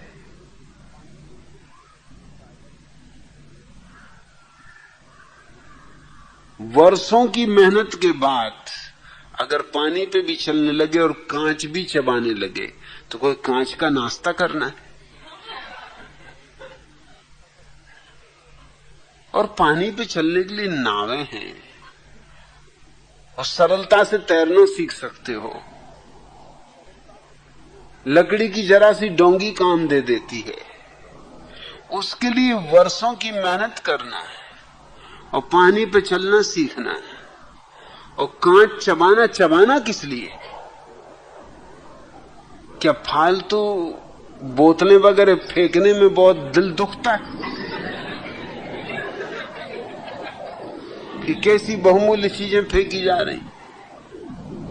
अरे आज अगर मंत्र सिद्ध होते, चबा लेते। क्या करोगे? अगर दूसरों के विचार भी पढ़ने लगे, अपने ही विचार पढ़ के कुछ नहीं मिला, दूसरे का विचार पढ़ के क्या मिलेगा? और कचरा अपना ही काफी है, और दूसरे का कचरा और लेके क्या करोगे? दूसरा अपने विचारों से मुक्त होना चाह रहा है और तुम उसके विचार पढ़ने को उत्सुक। मंत्र से मन की शक्तियां जरूर बढ़ सकती। क्यों? क्योंकि मंत्र एक खास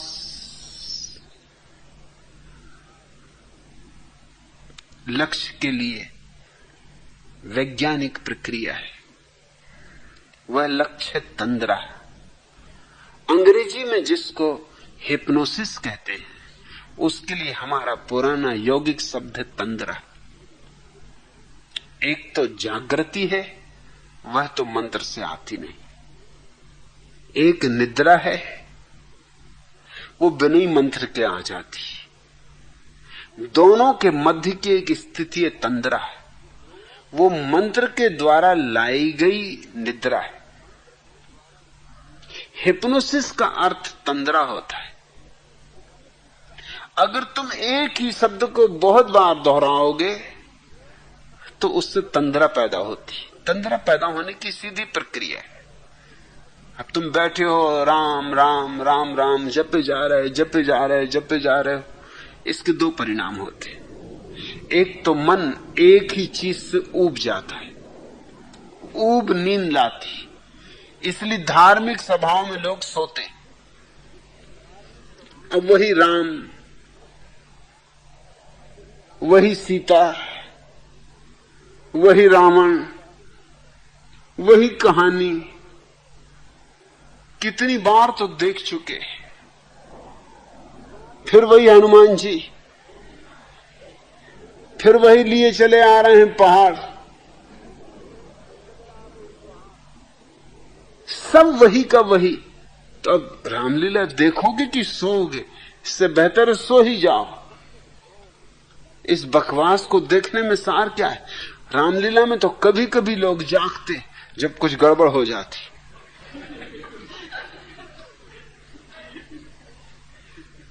जैसे ऐसा हुआ एक बार,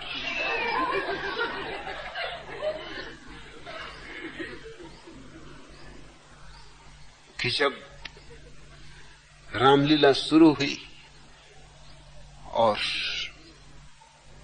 सीता का स्वयंवर रचा गया, तो कहानी यूं है कि खबर आती है लंका से कि हे रावण, तेरी लंका में आग लगी। तो रावण भागता है। लंका में आग लगी हो तो ये कोई विवाह रचाने का अवसर है? बेचारा भागता अपनी लंका बचाने। ये तरकीब है, ये ऋषि मुनियों की जालसाजी है,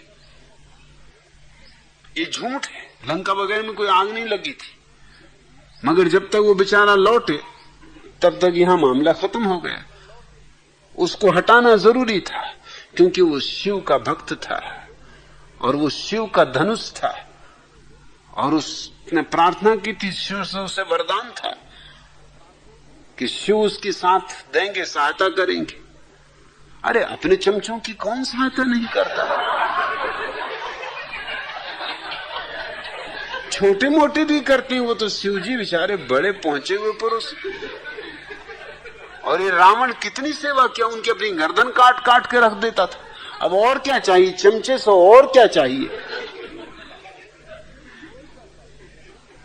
तो वो तोड़ देता धनुष्मान, डर था। रामचंद्र जी उसके सामने छोकरे ही थे। एक दो धौल जमाता और तोड़ ताड़ के अपने लेके सीता को रवाना हो जाता, तो सब रामायण वहीं खत्म कर देते। तो उसको भगाना पड़ा। जब तक वो गया तब तक राम ने धनुष्मान तोड़ लिया, विवाह हो गए। अब इसको तो बार बार होता है, तो लोग जाते से अपना इंतजाम करके लेके जाते हैं। रामलीला लोग देखने जाते हैं तो दरी ले जाते हैं, चटाई ले जाते हैं, कंबल तक ले जाते हैं। हमने दरी चटाई बिछा के, कंबल ओढ़ के, मस्त बच्चों को सुला के, फिर खुद भी झपकी लेते।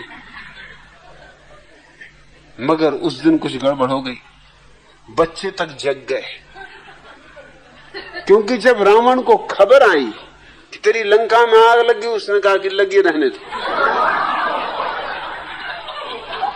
लोग थोड़े चौंके कि ये बात क्या है। जनक महाराज भी थोड़े हैरान हुए, अब करना क्या है। रामचंद्र जी की तो सटपटी गुम हो गई होगी। लक्ष्मण बोले होंगे भैया आप क्या करना, और उसने तो रावण ने आओ देखा ना ताओ, वो गुस्से में था। असल में मैनेजर ने उसको जितनी मिठाई मिलनी चाहिए थी उतनी नहीं दी थी, कम दी थी। उसने कहा देख लेंगे। तो उसने पहली अवसर हाथ आया दिखा दिया, उठा और उसने तोड़ दिया धनुष। धनुष भी क्या था, कोई शिवजी का धनुष, ये इसकी पौड़ी रखी हुई थी बांध के, उसने तोड़ ताड़ के कई टुकड़े करके फेंक दिए, एक दो नहीं। उसने कहा निकाल तेरी सीता कहां, खत्म करो इस बात को एक बार। क्या हर साल लगा रखा है वो खेल फिर से हो। फिर सारी जनता जग गई, बच्चे रोने लगे, स्त्रियां चौंक गई, लोग खड़े हो गए, बैठे नहीं कि ये हो क्या रहा है। न देखा कभी आंखों से, न सुना कभी कानों से, नई ही रामलीला हो रही। वो तो भला हो जनक का, बूढ़े थे, सयाने थे, पुराने अनुभवी थे, घाघ जिसको कहते, कई रामलीलाएं करवा चुके थे। उन्होंने तत्क्षण मामले को संभाल लिया। उन्होंने कहा भृत्यो तुम भूल से मेरे बच्चों के खेलने का धनुष ले आयो। अरे ये शिवजी का धनुष नहीं है, शिवजी का असली धनुष लाओ। पर्दा गिराया, धक्का देके किसी तरह रावण को हटाया, दूसरा धनुष्वाण लाया गया और दूसरे आदमी को रावण बना के लाया गया। जनता बड़ी चौंकी की, रावण तो दूसरे मालूम होते। वो पुराना पहलवान कहाँ है, उसको तो 4 आदमी पकड़े अंदर बैठे, वो भीतर से चिल्ला रहा जी मैं धनुष्वाण तोड़ूंगा, आज मामला खत्म ही कर देना, रफा दफा।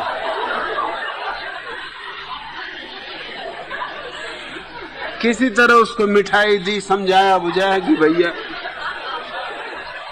धनुष्वाण ना तोड़, तू जितनी मिठाई लेना हो ले ले, और आगे से हम ख्याल रखेंगे, जो भूल हुई सो हुई। कभी कभी ऐसे मौके आते, अन्यथा तो रामलीला में लोग सोएंगे, वही का वही पुनरुक्त हो रहा है। छोटे छोटे बच्चों को सुलाने के लिए हम यही उपयोग करते नवल किशोर। माँ बैठ जाती बगल में, दबा देती बच्चे को बिस्तर में, चारों तरफ से कंबल दबा देती, भाग भी नहीं, और बैठी कि राजा बेटा सो जा, मुन्ना बेटा सो जा, राजा बेटा सो जा, मुन्ना बेटा सो जा। अब क्या खाक करे राजा बेटा मुन्ना बेटा, सोए नहीं तो क्या करे। हालांकि माँ यही सोचती कि मेरी सुरीली राख के कारण सो रहा है। ये सुरीली राख का सवाल नहीं है, ये ऊप पैदा हो रही, घबरा रहा है वो। ये तो माँ अगर बच्चे के बाप के पास भी बैठ के कहे कि राजा बेटा सो जा, मुन्ना बेटा सो जा, तो वो भी सो जाएंगे। अगर नींद ना आएगी तो भी कम से कम बहाना करेंगे, घुर्राने लगेंगे कि आ गई भाई, नींद आ गई, तू जा, अब हम कभी ना उठ। तुम जब जपते हो मंत्र तो तुम केवल तंद्रा पैदा कर रहे हो। निरंतर की पुनरुक्ति से तंद्रा पैदा होती, इससे कुछ आध्यात्मिक जीवन का संबंध नहीं। और तुम पूछते हो कि क्या इससे कुछ अधिक आध्यात्मिक विकास नहीं होगा? अध्यात्म का कोई विकास होता है? अध्यात्म तो तुम्हारे भीतर पूरा का पूरा मौजूद है, सिर्फ भीतर आंख ले जानी और प्रकट हो जाता है, उसकी अभिव्यक्ति होती, विकास नहीं। और इसलिए मैंने कहा है कि जो ना समझे वे ही केवल मंत्रों में उलझते, समझदार को तो मन से मुक्त होना है, विश्राम का, अनाहत में विश्राम होगा। आज इतना।